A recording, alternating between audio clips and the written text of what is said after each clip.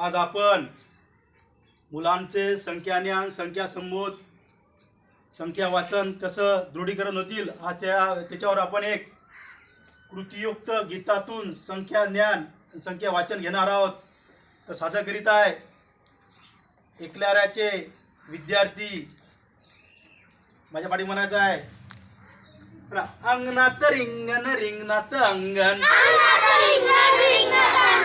अरे अंगणात रिंगण रिंगणात अंगण,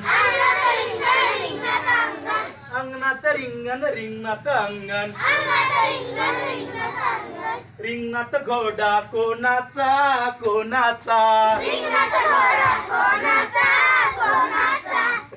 घोडा कोणाचा कोणाचा,